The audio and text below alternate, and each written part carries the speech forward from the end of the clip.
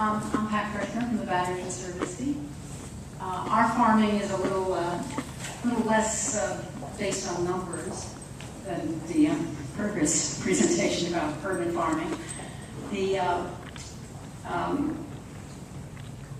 There's the Battery, the tip of Manhattan. I assume most of you have been there and know that we've been undergoing an intense renovation over the last 10, 12 years. This is what, when the Battery Conservancy started, this is what we had. This is the Robert Moses Park, our master plan. Our master plan brings this, removes a lot of asphalt, brings a lot more green, and this is an image of that. We have completed the waterfront. We have gardens along here. These are the perennial gardens that were designed by Pete Odoff with the landscape architect Laura Starr and I guess your company is Star White House now, and it was Saratoga Associates. The Boss Gardens, these are all perennial gardens as well. So these are ornamental, beautiful gardens, and there's nothing to eat there unless you're a bird. And we have a lot of birds and butterflies now, so we're very happy about that.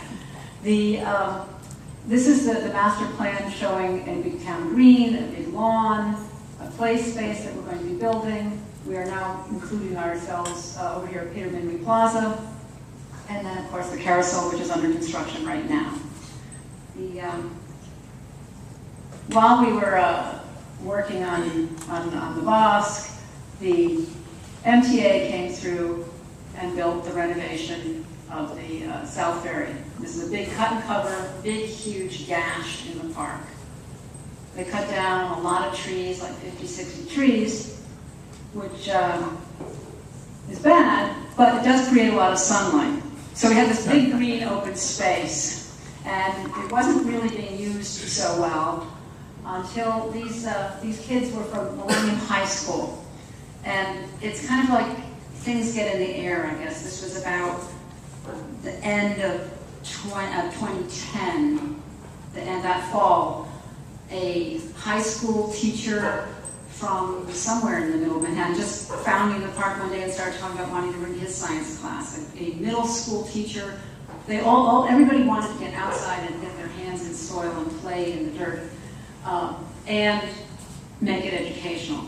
These kids were from Millennium High School ecology group, and they wanted to be able to grow something. They thought a little vegetable garden would be a good idea, and the notion just caught fire, and Maury Price, who's the president of the Conservancy, said, yeah, let's do that, and turned to me and said, figure it out. So I said, okay, and oh yes, we do have this turkey who lives in the park, and she was also an inspiration for the plan. Maury was at a party, and she met Scott Dugan, who was a set designer, and he said, oh, I'll design your garden for you. And so he designed it after Zelda. And this was his first drawing of what the garden could look like. And he did some more renderings, and I'm still looking at these, trying to think, okay, now how am I going to actually make something out of this? We also, at this time, now it's about January 2011, I realized, I don't really, in 6th grade, I did have an organic farm garden, in the backyard, but I don't really know anything about farming. So we hired a farm manager who started ordering seeds, started telling us about soil, started saying we need interns, we need to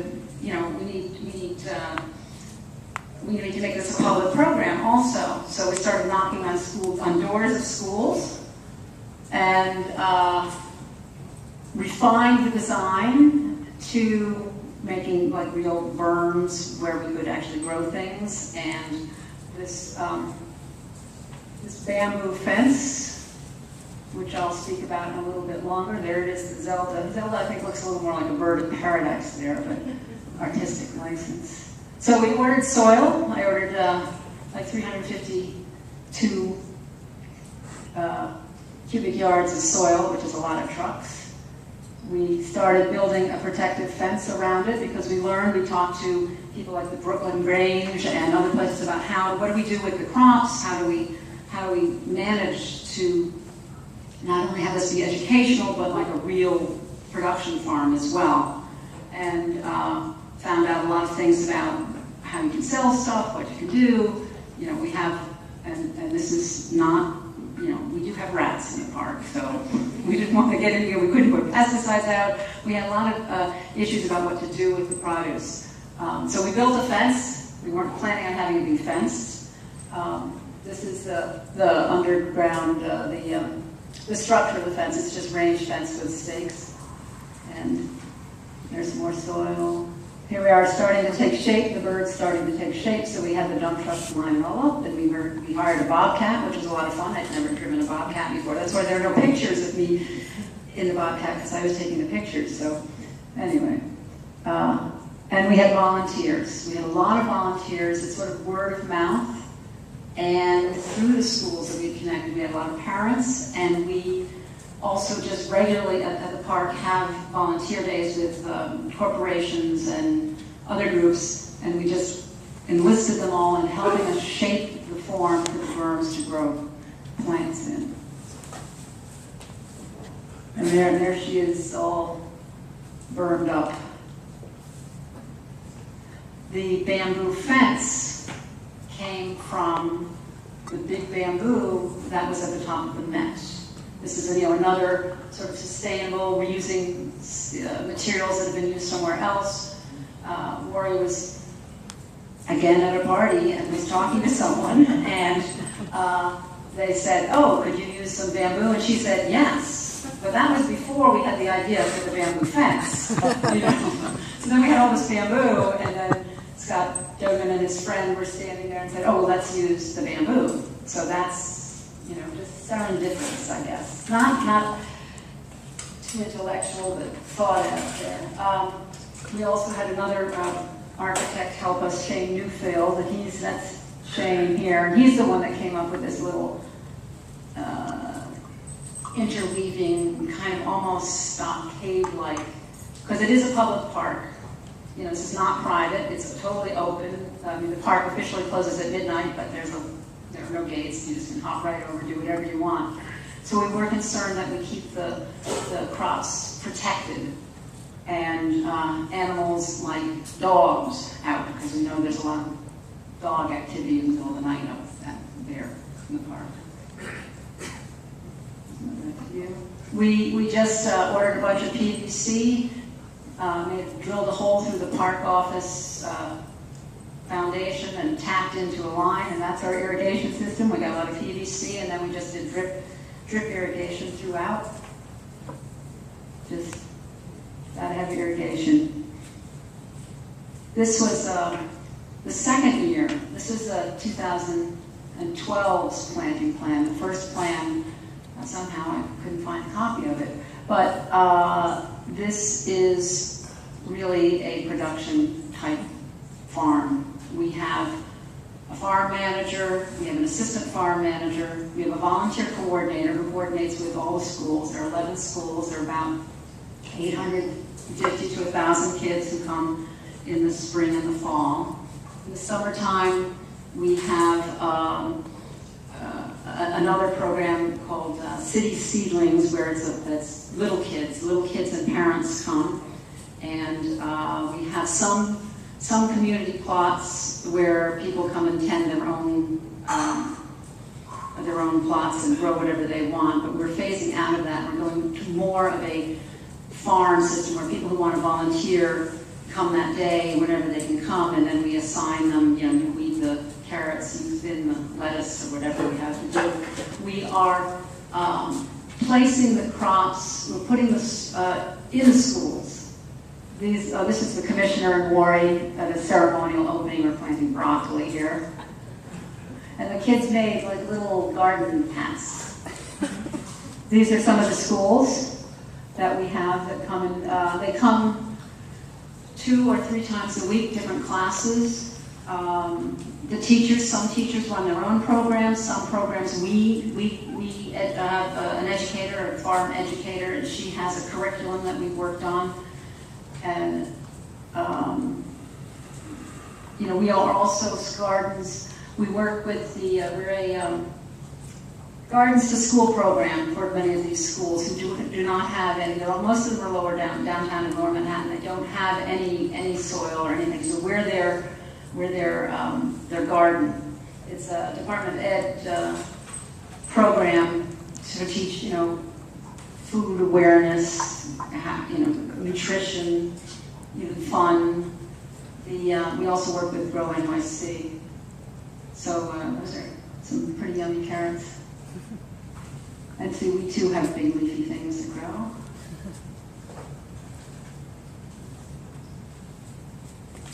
This is last year's crop. And it's a lot of fun, and it really changes, it really changes the way kids look at things. This is, and they also do other kinds of education, writing, keeping journals. It's not just about plants and growing and food.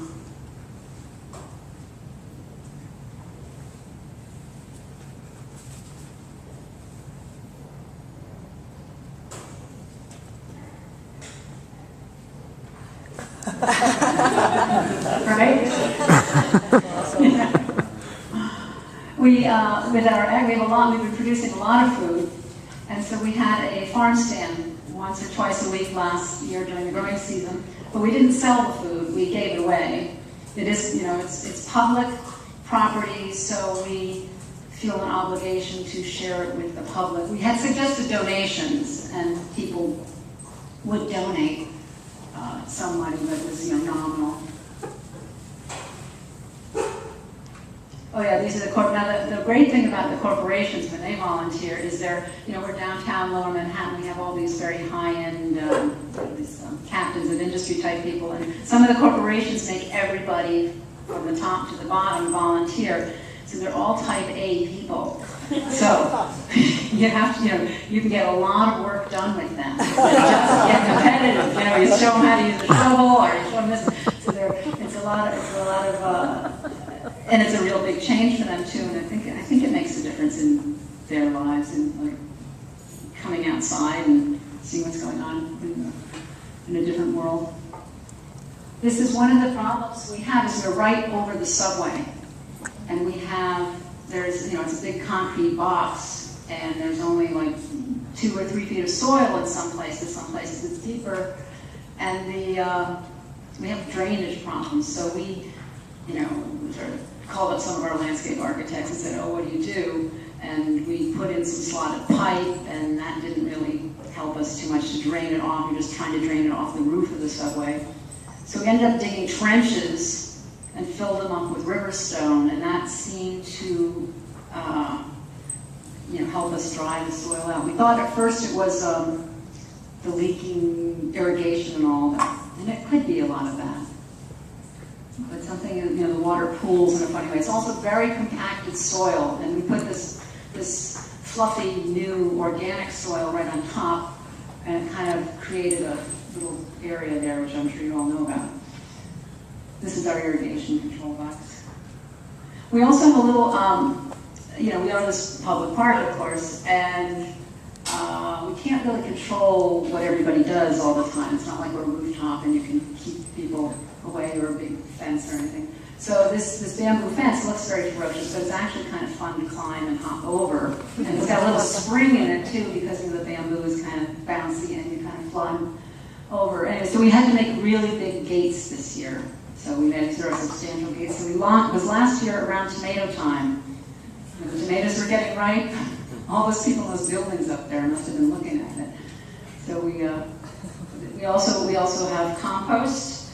I just want to make sure I get their name right. The Compost NYC Compost Project in Manhattan, hosted by the Lower East Side Ecology Center, helped us build compost bins and a worm bin.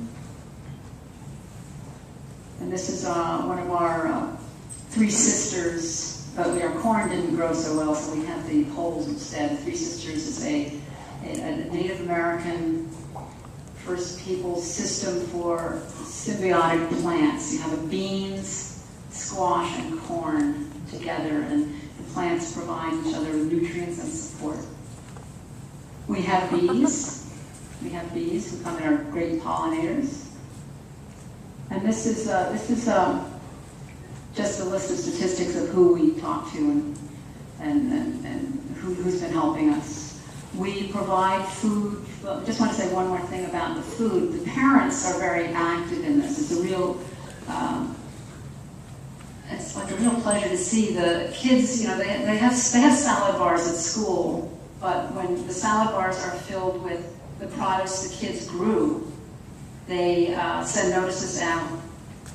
Don't pack lunch. Bring. You know, the parents come and they explain that this is food that your fellow kids made, and it's really exciting because it makes an enormous difference. So this is the future, the actual construction schematic layout for the finishing up of the park. The big town green was here. The current garden is kind of right here, right where the bike path is. So we are going to be reconfiguring the garden. This is more perennial gardens. These are going to be more woody and more woodland-like. And we will be redesigning over here where it's clear, it's still sunny. We will be moving the farm over here. It probably won't be the same shape as a turkey, but we'll design a transition between the farm and the